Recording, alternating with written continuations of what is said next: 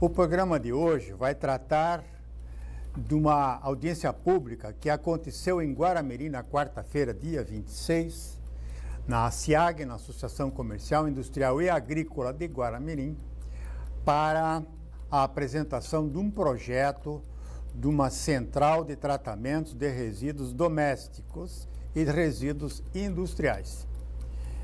É um projeto da empresa ambiental, que também opera a central de tratamento de resíduos domésticos da Prefeitura Municipal de Joinville há muitos anos, com muita competência, e que também, poucos quilômetros mais adiante, na Estrada do Sul, prevê e está solicitando à Fátima licença ambiental para a implantação desse projeto numa área de 19 hectares. É uma área bem pequena, é um aterramento que talvez vai levar, porque vai atender uns 5, 6 municípios, mais uma área de transbordo para resíduos industriais, uma área pequena.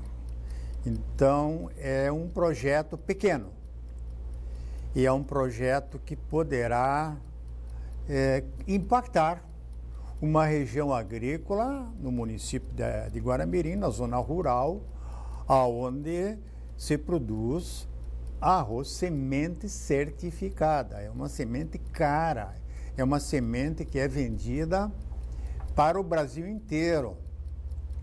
Então, é uma área de certificação, é uma área por excelência selecionada pela IPAGRE. A IPAGRE é do Governo do Estado de Santa Catarina, da Secretaria da Agricultura, e é um trabalho de muitos anos, de mais de 40 anos, onde os nossos resicultores da Estrada do Sul criaram assim um verdadeiro Vale do Silício do arroz. São mais de 10 variedades que tiveram toda a sua genética trabalhada durante muitos anos e é vizinho a esses plantadores de sementes certificadas que pretende se instalar um lixão, como muitos dizem, mas na realidade é uma central, termo novo, técnico, mas não deixa de ser um lixão, porque o lixo vem nos caminhões das cidades, nem sempre ele vem em condições novas, ele já vem decomposto, vem cheirando, vem soltando odores, e é um trânsito que pode complicar a certificação. A IPAGRE está com a palavra, logicamente, ela certamente vai julgar, também dar o seu parecer para a Fátima na hora de liberar essa licença. Ninguém aqui é contra as centrais de tratamento de resíduos. Mas o que a lei hoje preconiza, o Código Nacional de Resíduos Sólidos, a Lei 12.305 de 2010, ela preconiza que os resíduos sólidos devem ter como princípio básico lixo zero. Tem que reciclar tudo, não enterrar. A lei não prioriza a enterrar e cobrir com barro o lixo doméstico. A nossa comunidade completa 132 anos. A nossa casa tem 122 anos e fica ao lado do lixão que vão construir lá.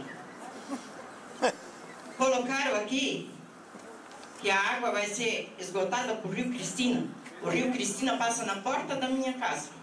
Ninguém me perguntou se podia colocar água lá. Outra coisa, para botar água no Rio Cristina, tem que passar pelo meu terreno. Ninguém me perguntou se pode esgotar água pelo meu terreno para botar água no rio lá. Hoje, eu uso a água daquele rio, porque eu não tenho outro poço e não tenho outra alternativa.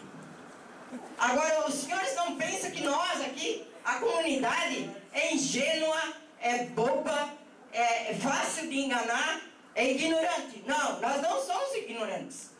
Nós somos pessoas que temos cultura.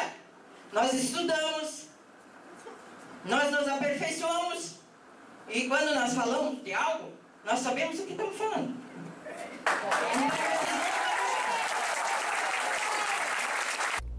Então tem que haver um programa das prefeituras para que elas, com a educação ambiental, com verbas até do Ministério da Cidade, não sei se ainda existe esse ministério, mas existem verbas que os municípios e os prefeitos não conseguem buscar em Brasília, porque não sabem fazer esses projetos. Vão lá com o chapéu na mão, sem projeto. Não traz dinheiro de Brasília. O dinheiro muitas vezes volta para o caixa do governo porque os prefeitos não trouxeram os projetos bem elaborados, projetos sem ganchos políticos com os partidos, projetos limpos, ficha limpa, não superfaturado. Então, os prefeitos não gostam desse tipo de projeto quando não sobra uma beirada. Mas essas verbas existem, e existem para fazer programas de educação ambiental voltados para a reciclagem nas famílias, nas residências, nos prédios, nos escritórios comerciais, nas indústrias. Tem que reciclar, separar, classificar e reutilizar. É matéria-prima, não pode ser enterrada. Então, em princípio, hoje, depois de 7 anos de vigência do Código Nacional de Resíduos Sólidos, nós temos projetos sendo protocolados na Fátima, que responde pelo IBAMA, em Santa Catarina. Se veja a responsabilidade da Fátima. Que legião de profissionais deve ter uma Fátima para analisar um relatório de impacto ambiental de uma central de tratamentos de resíduos sólidos? Não interessa se é um projeto pequeno, um projeto maior. A forma de se fazer esse projeto é igual. Então, é importante que os órgãos ambientais, a Fátima representando também as ações do IBAMA, olhem para a comunidade, olhem para a qualidade de vida, olhem para os projetos econômicos já implantados na região, para que eles não sejam prejudicados. É esse o recado que o programa vai deixar na hora da Fátima liberar ou não uma licença ambiental numa região tão delicada, tão específica e de excelência produtora de arroz semente certificado. É uma conquista dos nossos rizicultores que, em vez de vender uma saca de arroz por R$100, venda essa mesma saca de arroz certificado por R$500. Então, realmente, há muito investimento, há muita despesa, muita auditoria, muito certificador acompanhando todo o processo de produção da semente, de transporte da semente, de aplicações de fitossanitários, de equipamentos, a manipulação do arroz, se há alguma contaminação com arroz vermelho, se tem contaminação com arroz preto, se o solo não está contaminado, e que tipo de trânsito existem no entorno dessas áreas de produção de arroz especial. É muito delicada essa função da Fátima em analisar profundamente esse projeto. Mais uma vez eu digo, não sou contra, sempre fui favorável às centrais de tratamento, desde que localizadas corretamente, e desde que também sejam fiscalizadas pelo órgão ambiental estadual, porque poderá haver uma contaminação do solo, contaminação das águas, se uma geomembrana de proteção, de retenção dos elementos poluentes. Lá também vai ter uma área de transbordo para resíduos perigosos. Será que essa área de transbordo ela vai ter uma proteção do solo para que não haja, pela lixiviação, pela chuva, que não haja contaminação do solo, das águas que vão para as arrozeiras, onde se produz arroz certificado? Então, Fátima, Nós estamos no século XXI, no 7º ano de vigência da Lei 12.305. Os técnicos da Fátima vão ter que pôr a mão na consciência. Quem é que vale mais? Um arroz certificado, que vai produzir um arroz de grande produtividade, de boa qualidade sanitária, que não fica doente, que não precisa ser pulverizado o tempo todo com veneno? É isso que nós temos que pensar na hora de avaliar um projeto desse que pretende se implantar dentro de uma zona rural de excelência.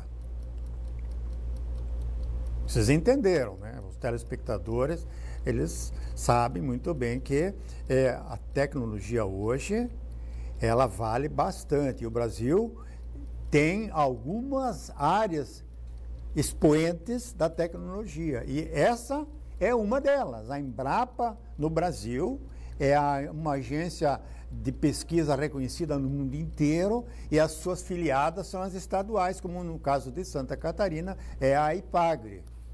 Então, meus colegas na IPAGRE têm se desenvolvido muito bem nessa área, têm caprichado no serviço, têm mostrado competência, estudam bastante, fiscalizam muito bem esse arroz. Não pode ter furo, não pode ter corrupção na certificação. Eles sabem disso. Se não vai acontecer mais, não podemos deixar que aconteça arroz podre. Nós tivemos o problema da carne podre, da carne alterada aqui, né? Tivemos sérios problemas.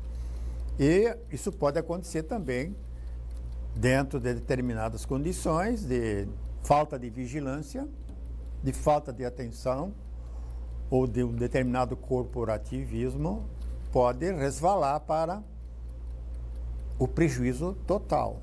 Nós não podemos deixar que isso aconteça. Analisem muito bem esse projeto, deem respeito à comunidade que se manifestou na audiência pública. Os agricultores estavam muito preocupados na audiência pública.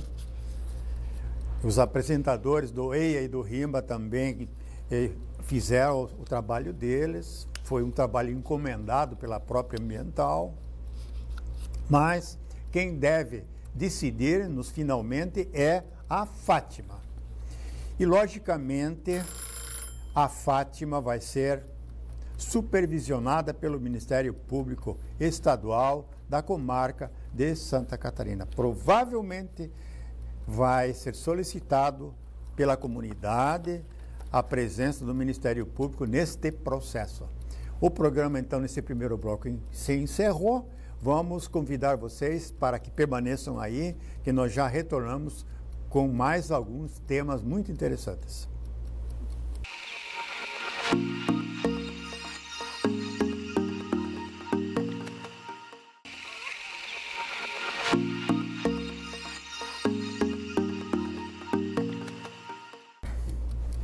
Neste segundo bloco, aconteceu mais uma audiência pública em Joinville nesta semana que passou. Foi lá no CDL, no Centro de Dirigentes Lojistas de Joinville. Foi apresentado um mega projeto de porto que pretende o licenciamento ambiental da Fátima na área do Forte de São Francisco, entre o Forte e o Balneário de Capri. Toda aquela área de manguezais, de restingas, do lado direito, na reta do Capri, de quem vai para o Capri, todo aquele lado direito dos mangues ali. Isso tudo vai ser de acordo com o projeto que foi apresentado nessa audiência pública no CDL, vai ser um dos maiores portos do Brasil. É um porto containerizado. A população de São Francisco está muito preocupada porque existem, além desse projeto, desse licenciamento ambiental, mais outros 2 ou 3 portos que estão na linha de licenciamento ambiental. Vocês vejam que a Fátima hoje é um órgão estadual que tem a incumbência, inclusive, de decidir sobre a cobertura vegetal, sobre a Mata Atlântica, sobre mangues, sobre restingas, e a Fátima sabe, os seus técnicos sabem, que em área de preservação permanente não é possível edificar. Nós tivemos agora recentemente um processo que foi julgado pelo Ministério Público, pela Justiça, onde o empreendedor tinha aterrado uma grande área de manguezal, foi condenado a retirar todo o aterro que fez, de barro, de argila, tirou tudo, custou uma fortuna, milhões, e agora ele vai ter que fazer um PRAD, chegou novamente no mangue, 2, 3, 4 metros de profundidade. A água do mar já começou a entrar novamente, a água da lagoa do Saguaçu já está entrando novamente. E essa área vai ser agora replantada, reflorestada com o mangue branco, mangue vermelho, mangue preto e outras espécies afins do ecossistema manguezal.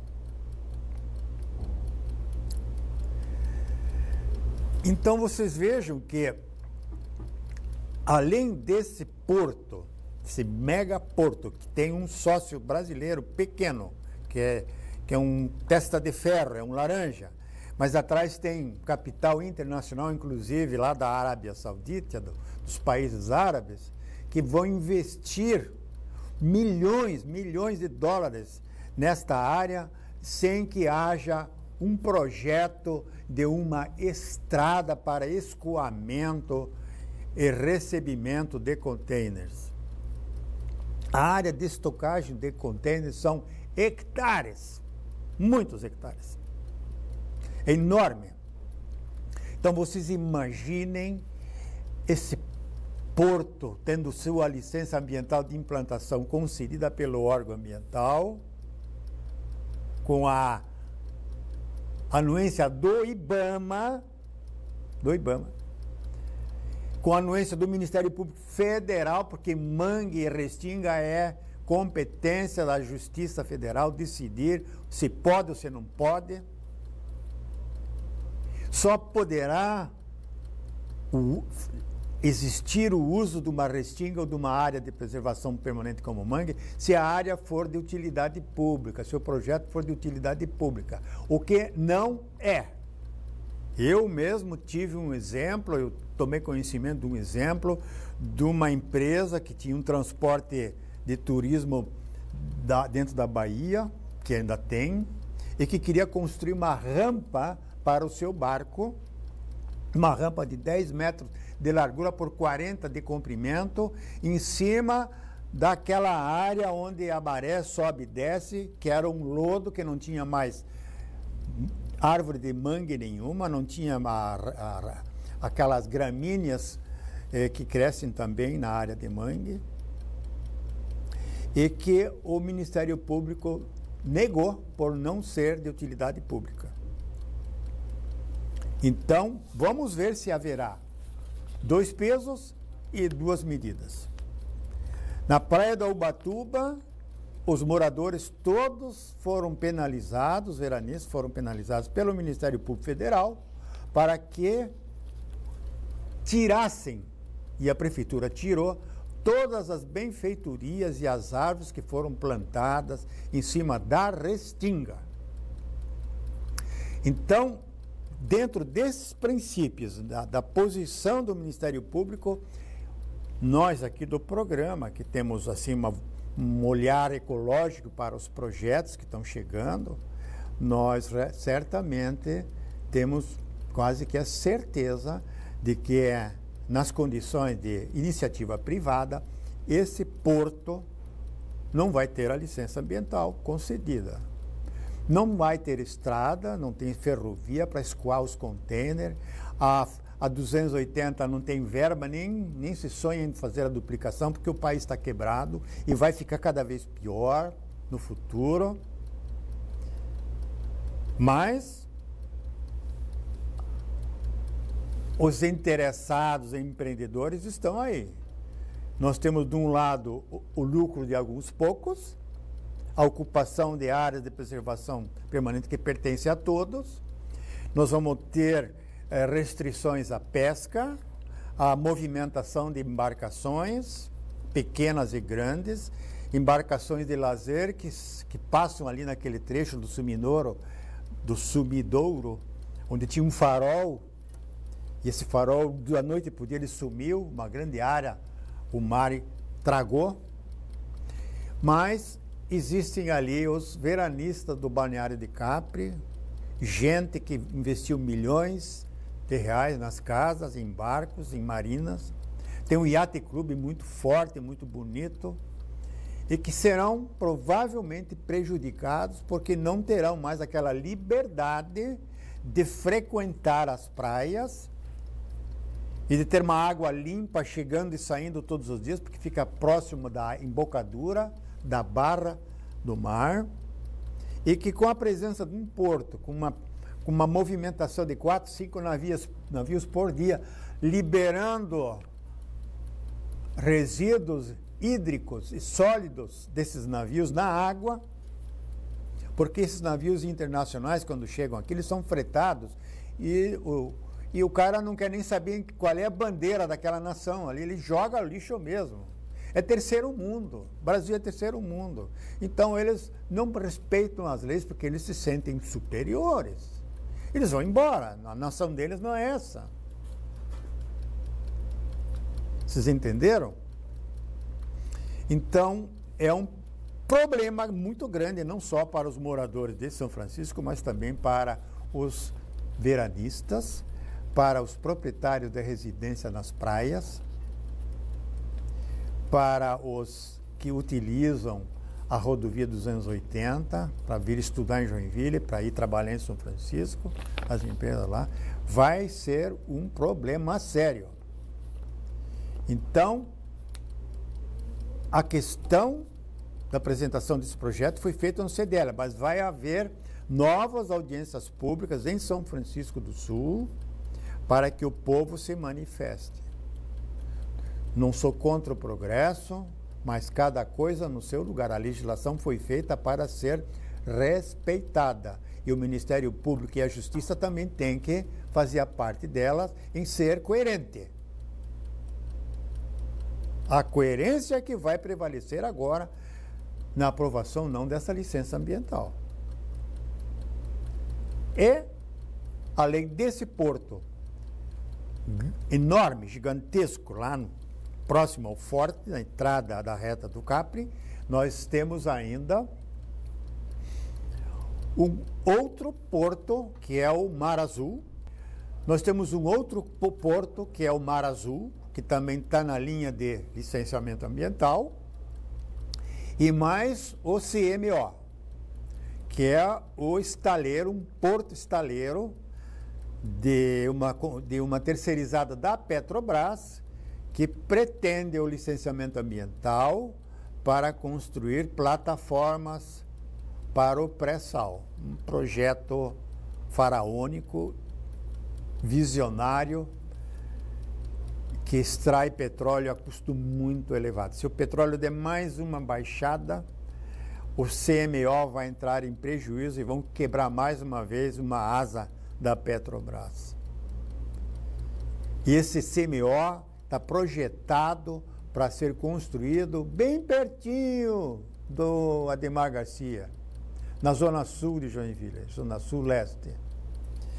Pertinho da Ilha do Mel, nos fundos da Ilha do Mel, no coração da Bahia, no berçário do mar, área de preservação permanente Restinga.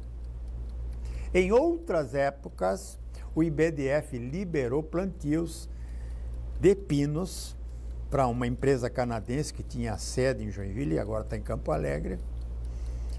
Liberou Restinga para plantio de pinos e eucalipto.